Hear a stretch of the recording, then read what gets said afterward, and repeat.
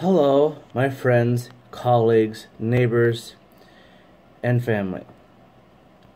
This is hopefully going to be the first of many videos to come. So many of you have gone to the streets to protest, but what does this do? You go out and you complain and you cry and say that this isn't fair, that this system doesn't service you, that you're being cheated, and that no one will listen to you. Well, I'm doing something different. I am in DC right now, and I am over the next 3 days going to be meeting with legislators to discuss healthcare, disability status, education, welfare reform, foreign policy with both international trade and travel restrictions. The reason why these things are important is that so many people are struggling with a system that doesn't work. It doesn't matter what you call it. For many people, it doesn't work. Does it help a lot of people as well? Yes, it does. So we need to find a way to make it work for everybody. For those who actually do get what they need, for them to actually be able to keep that, but for those that can't keep up with the amount of increases from month to month, to year, someone's going to help them too. For people with disabilities, there's a lot of people out there that are disabled that are put on programs that weren't designed for them. And there are programs out there that are specifically made for people that are disabled, but they can't get access to those programs because the system's outdated. And so instead of programs that are actually designed to help them, they're being put on programs that are meant to be temporary support for people who are in a temporary bind, not permanent disability. Education. Say what you want about Davos. She's who you have. It's not something you can just snap your fingers and stop. We need to find a way to get this woman to listen. I know that for many people, she doesn't seem like she's someone who has any clue what's going on, but she's been very successful in her life, and so she can't be stupid. She's had a very, very narrow trajectory on how education works. Maybe we should actually show her how the rest of us have to deal with it. Maybe then she'll understand that it's not a perfect world. This isn't Walgreens, and the way things should be aren't the way things can be. What is realistic? What's something that can work for everybody, not just those in the urban areas, which is what most of her work has been through. And in those urban areas, I'll be honest with you, her position has worked. The DC system, those who have gotten vouchers to leave the public schools and go into the private school system, have tremendously out-succeeded those who have been on the public school system. And it's not saying that public schools everywhere are faulty, but there is a drastic problem with the way public schools are run. The bureaucracy of it is god-awful. Now, public schools can be saved, and they need to be. Public education is something that is intrinsic to Americans and American values since the beginning of the country. And to say that we need to abandon this principle now is absurd. With welfare reform, I can't tell you how many times I've seen it where there's been pay raises given out at different types of jobs, and people cut their hours back so they don't have to lose their welfare status. Welfare wasn't meant to be a means of support. It's meant to be a temporary help and assistance while you're able to get off of the system and be gainfully employed. Again, now this system doesn't seem to work for a lot of people, because when you do try to become gainfully employed, you're punished for it, because you end up bringing less money in by trying to work than if you were just sitting at home all day. It doesn't work for anybody. But trying to put people that are disabled on it and saying, oh, this will take care of you, that's also absurd. In the 1930s, when they were developing the Social Security program, it was meant for people that were no longer going to be in the workforce. Though this was initially geared for people that were retired, people who were in their older ages. In fact, it was initially discussed typically as old age. But throughout the 50s, it was noticed that a lot of people before that period of old age were no longer able to be in the workforce for whatever reason. And so disability was added, because there are some people who are not going to be able to return to the workforce, and a program like the welfare system, which is meant to help people return to the workforce, isn't going to be adequate, and the system's not designed for it. To where the Social Security Administration has been designed for it and has been altered in the 1950s to include people with disabilities, and it needs to be used as a way to helping people with disabilities and not the welfare program, and that needs to be addressed. For adult children, for people who were disabled before they got their full quarters in to get assistance, these things need to be addressed. And running around on the streets with knitted hats saying that we're making a difference isn't getting to the specifics. Leaving litter all over D.C. and breaking into banks and to coffee shops that were against the guy you were also against isn't helping things. By making the cities spend money on cleaning up your crap doesn't help things. It takes money away from the things that you say you desperately want so badly. Now, with international trade and travel restrictions, I've lived in a city for the last 6 months to where I have been close to 2 explosions. Both those explosions were committed by someone who had status here, could legally come in and go. Even under the current travel restrictions that Trump tried, he would have still been able to get in. Now, are all of those 7 countries full of bad people? No.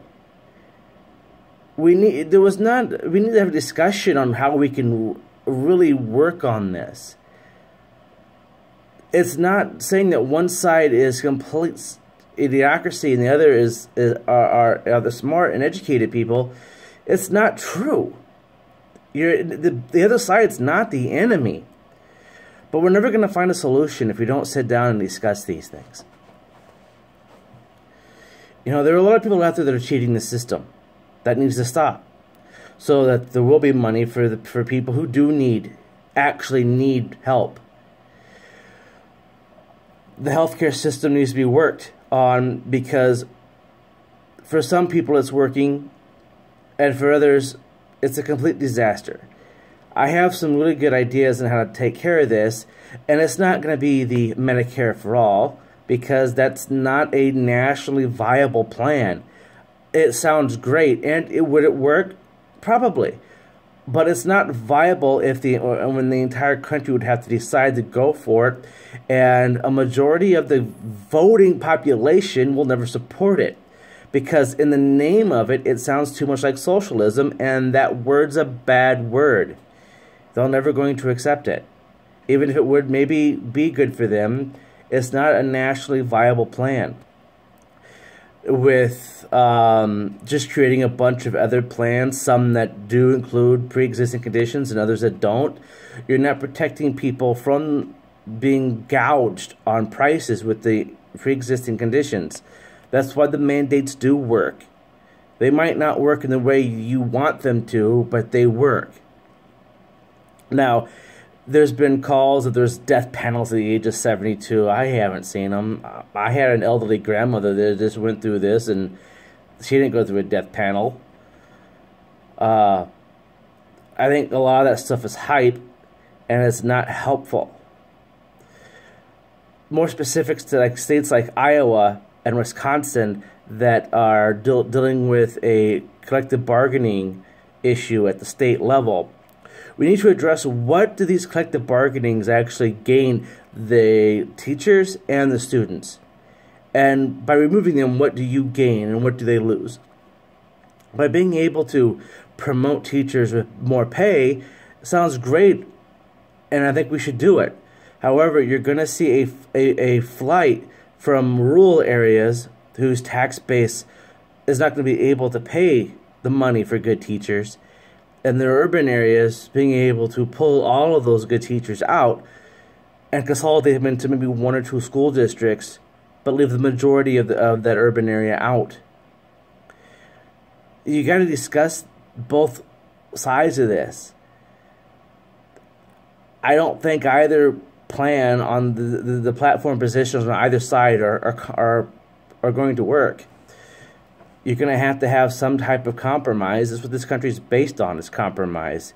I mean, Ben Franklin basically built this entire country on compromise. The Constitution was a compromise. Why we have two houses in our Congress is a compromise. The way taxes are done on property versus actual capital, like land versus actual capital, was a compromise. The fact that Washington, D.C. is in the South was a compromise. Everything about this country's history has been a compromise. And now, surprised for me to say it, me and little Marco are in agreement that we're getting to the point to where there's no more compromise. The other guy is so far away from my position that nothing he says will I ever entertain. I don't want to keep rambling on here, and I think I'm starting to. I think I've repeated myself a couple of times. But you've got to have a discussion. You can't scream and shout and say, "Not my president," or "This is what a police state looks like," or those sounds good, and you get a lot of sound bites. But that march was 3 weeks ago, and what has changed? Have you seen any legislation being put forth before the Senate or the House addressing some of your issues? No. In fact, nothing. And on the contrary, a lot of the issues that march was trying to talk about, the only legislation that's been introduced or talked about or anything put in place is to get the opposite effect, to do the things that you don't want. Now imagine, instead of all of you walking around D.C. and trashing the place, the following Monday, you guys had lines coming out of your senators and your House of Representatives offices discussing every issue one by one. They can't tell you to go away unless you're blocking traffic, unless you're destroying property. The officers are set up to where you should have access to your representatives, and unless you're causing a disturbance, they're going to have a hard time saying that they need to have you removed.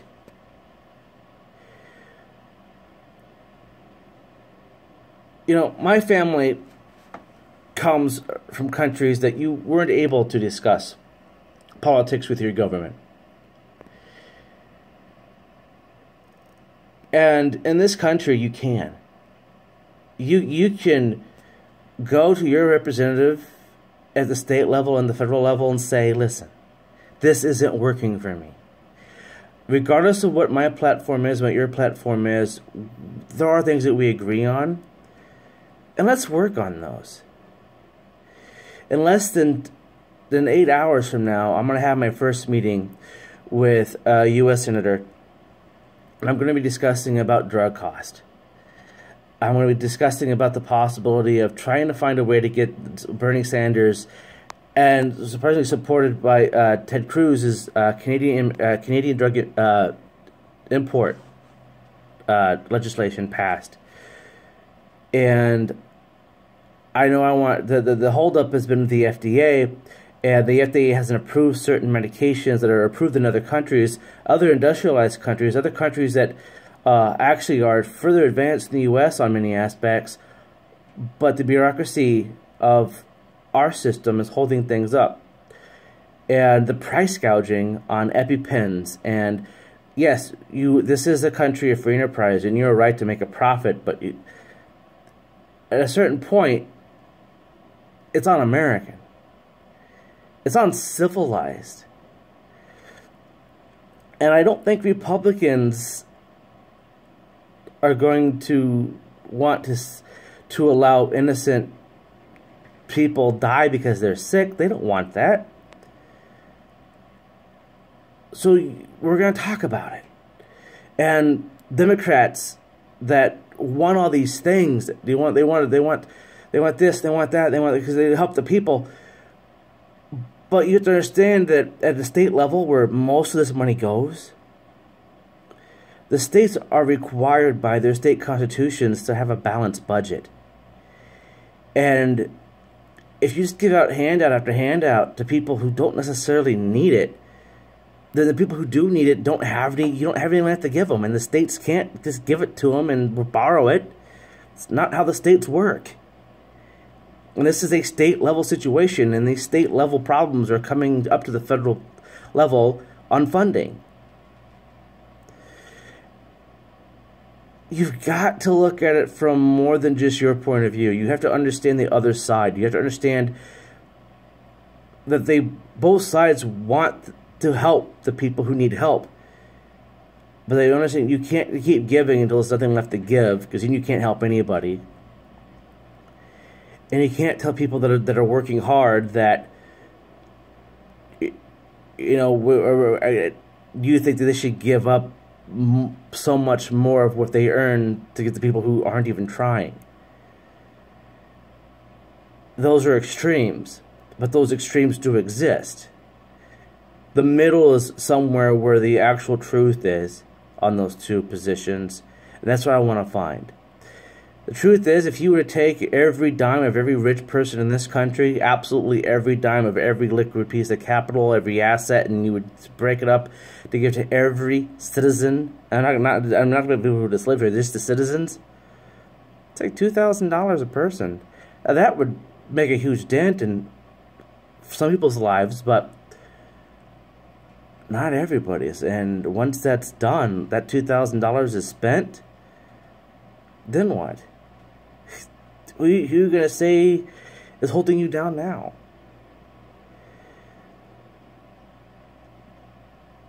I've lost a lot of friends over this, and I'm really upset about it, but I'm not going to dwell on the fact that you don't want to be my friend anymore, because my views aren't the same as yours. They used to be, but then I grew up. I got into the real world and saw things how they really are, and dealt with things on the way that other people have to deal with them. And we have to come up with a way to get along, to work together, because there are people that would like to do us harm. And they're not some religious or ideological person. They're just psychopaths. They come in every shape and form. And we have to be able to come together and deal with these issues. Because if we don't, history has shown every great country and every great society has always fallen from the inside. And the divides that break up a nation leave long-term scars on the people who have to sit there and survive after the nation is gone. Do I think that's something that could happen in the near future? No. Is it out of the question? No, it's not. I'm gonna get off of here now, because I got a big day tomorrow and I gotta still finish up some notes. But quit saying the other person is the enemy. Find something you agree on and work from there. Work from the middle outwards. and what you guys can agree on, then that's what you do. I'm signing off now. You have a good night. Take care.